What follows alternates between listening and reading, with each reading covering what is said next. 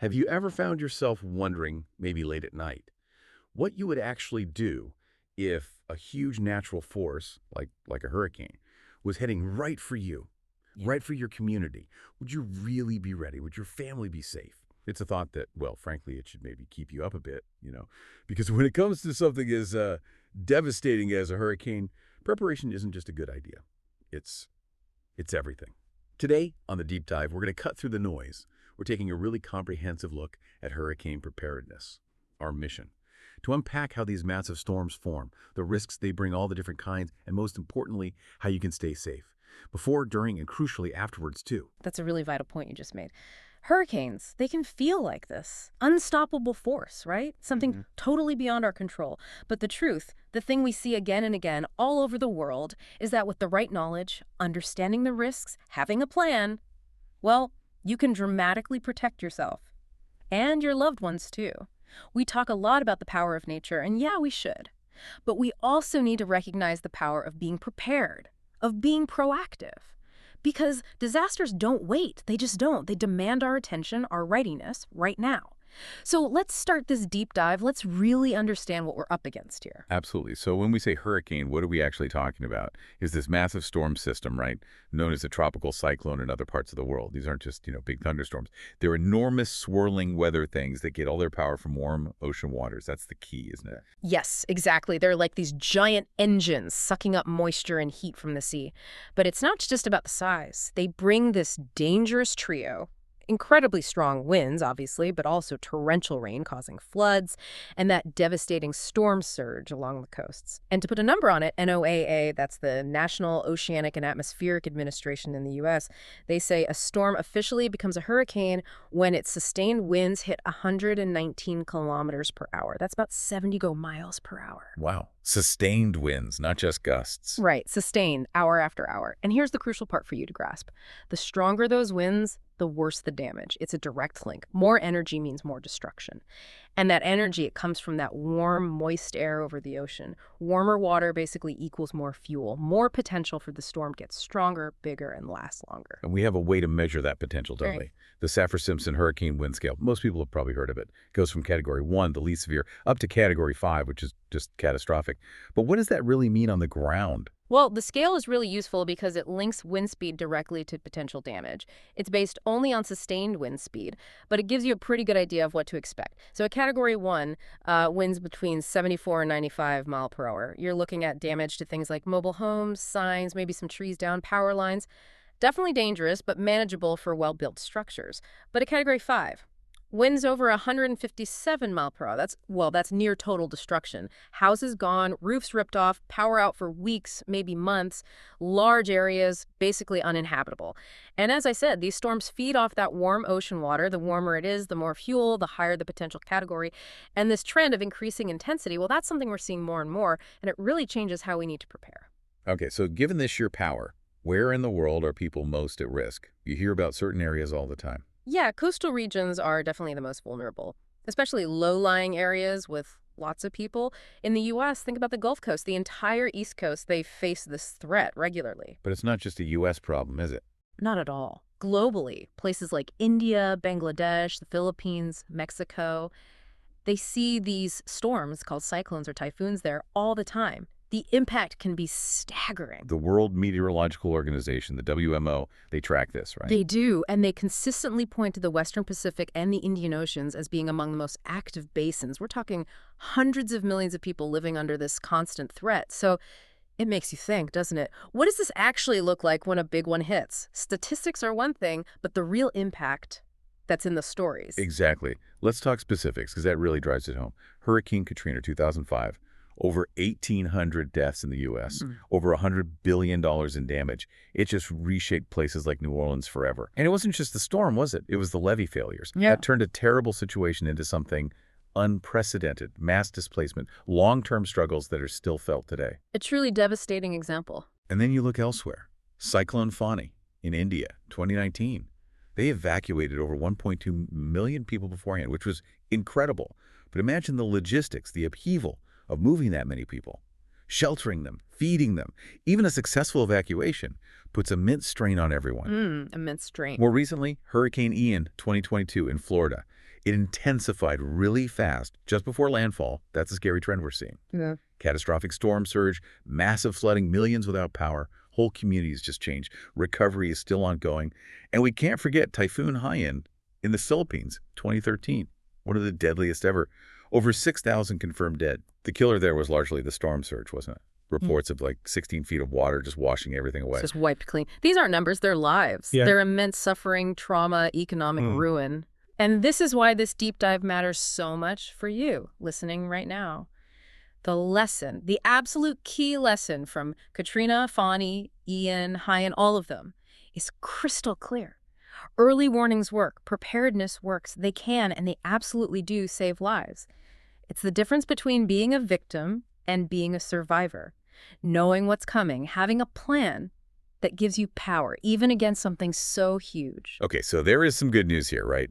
We're not just sitting ducks waiting for these things. Technology has changed the game. Oh, absolutely. It's revolutionized how we track these storms. We can detect them much earlier, predict their paths much more accurately than even, say, 20 or 30 years ago. So we get more warning time, hours, days. Exactly. Precious hours, sometimes even days. And that time is literally a lifeline. It's the window you need to prepare or get out. How does that work? What's the tech involved? It's really a combination of things. You've got satellites way up high, constantly monitoring sea surface temperatures, moisture, the storm structure, giving us that big picture view. Then closer in, you have Doppler radar. That lets forecasters see inside the storm wind speeds, rainfall intensity, the structure of the eye wall, really precise stuff. Okay. And all that data, it gets fed into supercomputers running these incredibly complex weather models. They run hundreds of simulations, basically, tweaking things slightly each time to figure out the most likely track and strength. It's this whole system, satellites, radar, supercomputers working together, that lets scientists track storms early and give us that vital warning window. Without it, we'd be reacting much, much later. Got it. So who are the main players turning all that science into alerts that, we can actually use? Well, you have key agencies working 24/7. In India, it's the IMD, the Indian Meteorological Department. In the U.S., NOAA, especially their National Hurricane Center. In Japan, the Japan Meteorological Agency. These are the official sources. They provide the timely, accurate alerts based on all that tech we just talked about. And those alerts are crucial. They are the window of opportunity. Absolutely essential for effective preparation. Think of them as your most reliable intelligence source. Ignoring them, that's like ignoring a fire alarm. It's incredibly risky. These are the experts telling you what you need to do to stay safe. Okay, so practically speaking, what should you, our listener, do right now to get this info reliably? Get the official apps on your phone today. Don't wait. If you're in the USA, get the FEMA app. It's essential alerts, resources, tips. Okay, FEMA app for the U.S. What about elsewhere? If you're in India or have ties there, the IMD Alert app is the one. And for a more global view, maybe if you travel or have family abroad, the GDSCS app, Global Disaster Alert and Coordination System, that's a really good one for worldwide coverage. GDSCS, got it. Yeah. And these aren't just notification bells, they're like a personal lifeline. Real-time updates straight to you. Many also have checklists, safety tips, shelter locations. They turn your phone into a vital preparedness tool. It puts the power right in your hands. All right, so we understand the threat. We know how technology helps us see it coming. Now, let's get to the absolute core of this. Proactive preparedness. The heart of the matter. And the golden rule, let me just state it clearly. Be ready before it strikes. Simple as that. Write it down, tell your family. Waiting until the wind starts howling, that's too late. Couldn't agree more. And the absolute cornerstone of being ready is your emergency kit. This isn't just, grabbing a few random things. It's a carefully thought out collection of essentials designed to keep you and your family self-sufficient for at least 3 days, ideally longer, if power's out or you're cut off.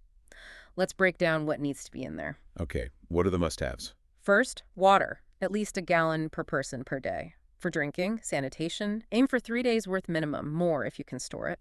Then, non-perishable food. Think canned goods, energy bars, dried fruit, nuts, maybe some comfort food too, for morale. And crucially, a manual can opener. You wouldn't believe how often that's forgotten. Yeah, I can imagine. A good first aid kit is non-negotiable. Flashlights, not candles, too much fire risk, and lots of extra batteries. Or maybe a hand crank one. Power banks for your phone, your communication lifeline. Any essential medications, enough for maybe a week or 2 extra just in case. And copies of important documents, insurance, ID, contacts, sealed in waterproof bags. Don't forget pets if you have them. Food, water, meds for them too. Sanitation supplies. A multi-tool. It adds up, but it's all vital. And each item is there for a reason, right? It's about self-sufficiency when systems fail. That kit isn't just physical stuff, it's psychological too, isn't it? Knowing you have what you need when things are chaotic must provide some comfort. Absolutely. It's about taking control where you can. Knowing you're prepared reduces anxiety. But having the kit is only part one. You also need an evacuation plan, a solid one. Right, the kit doesn't help if you're stuck in the wrong place. Exactly. Do you know your evacuation zone? You know the designated routes, and not just one route, you need backups. Main roads can flood, get blocked by debris, or just become parking lots. Okay, multiple routes make sense. Think it through. Where will you go? Friends, family outside the danger zone. Have you checked official shelters? Do you know their rules, what you can bring? How will you get there? Car gassed up. Other options. What about pets? Are shelters pet-friendly? These aren't just things to think about during the storm, are they? No. These are conversations to have now, with your family, neighbors, even your workplace. Before any warning is issued, time is everything when an evacuation order comes. Okay, kit packed, plan made. What about securing the house itself? Very important. If you're in a prone area, storm shutters are ideal. If not, have plywood pre-cut and ready to install quickly. Check your roof before the season starts. Loose shingles, weak spots, the roof is often the first thing to go. Clear your gutters, prevents water pooling and flooding. Trim weak tree branches, those become dangerous missiles in high winds. And bring everything inside. Patio furniture, bins, toys, anything the wind can pick up. Secure garage doors too, they're often weak points. And the reason for all this, it's not just about saving the house, is it? It's about protecting lives. A broken window isn't just inconvenient, debris can fly in. A damaged roof leads to water damage, structural issues. You're reducing the risk that your home stops being a safe place. Now here's something people often forget until it's too late. Insurance. Oh, tragically overlooked. You absolutely must review your homeowners and flood insurance policies well before any storm. Because standard homeowners doesn't usually cover flooding. Exactly. And flooding is often the biggest destroyer in hurricanes. You need to know your coverage limits, what's included, what's excluded, what's your deductible. Knowing this beforehand saves massive financial pain and stress later. Take photos or videos of your home's condition now as proof. Don't wait until the water's rising to find out you're not covered. Okay, so prep is done. Kit, plan, home secured, insurance checked. As the storm gets closer, what's the key? Stay informed. Keep following those official local alerts. NOAA, your local emergency management, reliable sources. And if they tell you to evacuate? You go immediately. This is non-negotiable. When an evacuation order is issued, it means staying is fundamentally unsafe. Delay increases your risk dramatically. It clogs roads, endangers you, and endangers the responders who might have to come get you later. It's not a suggestion. It's an order to save lives. Okay, stark warning. So, if told to evacuate, leave. No question. But what if you can't leave or aren't ordered to? What's the protocol for sheltering in place? Right. If you must stay, there are specific steps. Stay indoors, obviously. Stay away from windows and glass doors. Flying debris is a killer. If authorities tell you to, or if you suspect flooding or gas leaks, turn off your main gas, electricity, and water. Prevents fires, electrocution, further damage. And no candles, right? Absolutely no candles. Too much fire risk. Use flashlights, battery lanterns. Find the safest spot in your house, a small interior room, windowless on the lowest floor, bathroom, closet, under the stairs, maybe a designated safe room if you have one that offers the best protection. And here's that really dangerous misconception we need to warn everyone about. The eye of the storm. Yes, the sudden calm. It's incredibly deceptive. The storm isn't over. It's just the center passing over. The winds will return, often just as strong or stronger, but from the opposite direction. So don't go outside. Do not go outside thinking it's safe. Wait for the official all clear from authorities. Going out during the eye is a potentially fatal mistake people make far too often. Okay, so the storm passes, the wind dies down, but the danger isn't over, is it? Not by a long shot. The aftermath can be just as dangerous, sometimes even more so, because people let their guard down. This period requires extreme caution. What are the main post-storm risks? Floodwaters are a huge one. They're likely contaminated sewage, chemicals, bacteria. Contact can make you seriously ill.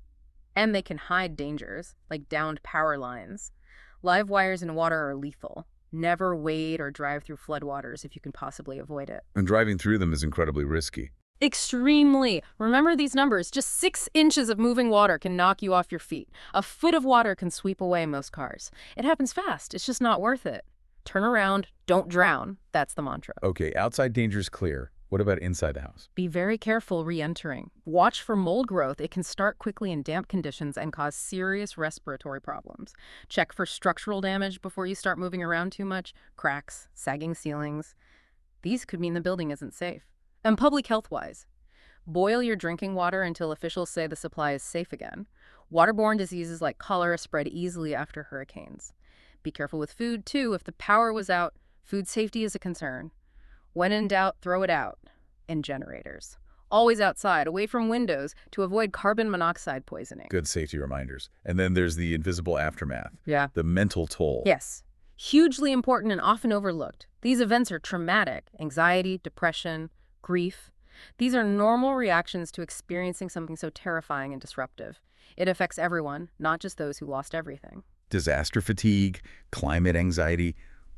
These are real things people No, experience. they are, and acknowledging that is the first step. Support each other. Listen. Talk about it. And don't hesitate to seek professional help. Therapists specializing in trauma can make a huge difference. Recovery is a long process, a marathon. Be patient with yourself and others. Absolutely. Now let's shift focus slightly to the people and groups who step up massively during and after these storms. The healthcare workers and the relief organizations, they're the unsung heroes, aren't they? Truly unsung heroes. Healthcare professionals work under incredible pressure. They're not just treating injuries from the storm itself, they're dealing with infections from the dirty environment, managing chronic conditions when meds are scarce, setting up mobile clinics in cutoff areas. They provide trauma counseling, crucial public health advice. They battle outbreaks of diseases like cholera. And think about keeping vaccines and insulin cold when the power's out for days or weeks. Maintaining that cold chain is incredibly complex, but vital. Their work is relentless and life-saving. And supporting them, coordinating the bigger picture, you have these major organizations, FEMA in the U.S., the NDRF in India. Right. And globally, groups like the Red Cross, Red Crescent, the World Health Organization, they form the backbone of the response. What are their main jobs? They do so much. Coordinating evacuations, setting up shelters, ensuring food and water get distributed.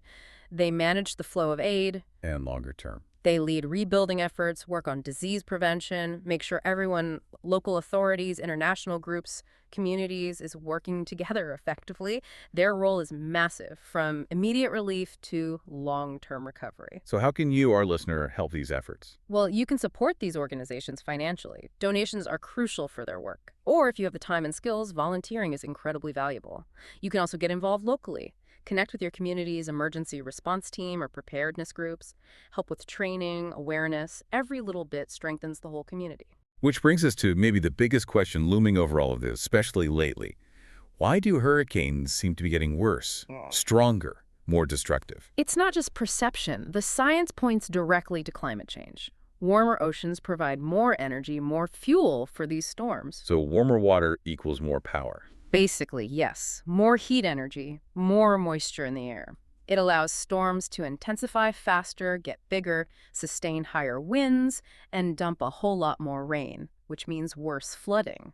And the IPCC, the Intergovernmental Panel on Climate Change, they confirm this. Yes, their reports, synthesizing work from thousands of scientists, show a clear increase in the number of Category 4 and 5 hurricanes in recent decades.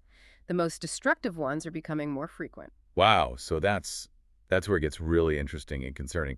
The implications are huge. Yeah. And rising sea levels make storm surge worse too, right? Pushing water further inland. Exactly. It compounds the problem. So the need for action is urgent. We need to act globally and locally. Globally meaning? Reducing greenhouse gas emissions. Tackling the root cause, the warming itself. That requires major shifts in energy, transport, industry, everything. And locally, what can communities do? Build resilience. Stronger infrastructure seawalls, elevated buildings, better drainage, hardened power grids, using nature too, restoring wetlands, mangroves, dunes that act as natural buffers against storm surge, designing communities to withstand these impacts, not just survive them.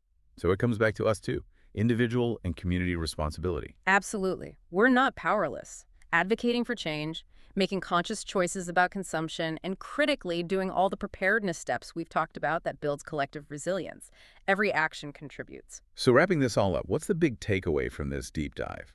Hurricanes are incredibly powerful, yes, destructive, but We're not powerless. That's the message. That is absolutely the message. The key is preparedness, awareness, and community action. You have the knowledge now. You know what steps to take. So the call to action is clear. Make your emergency plan today. Don't put it off. Talk to your family. Pack that go bag with the essentials we listed. Stay informed through those official channels. These are the fundamental steps. They safeguard you, your family, your community. So the final thought for you, our listener, what concrete step will you take this week? This week, to make your world, your home, your family just that little bit safer, that little bit more resilient. Think about it. And then please act on it.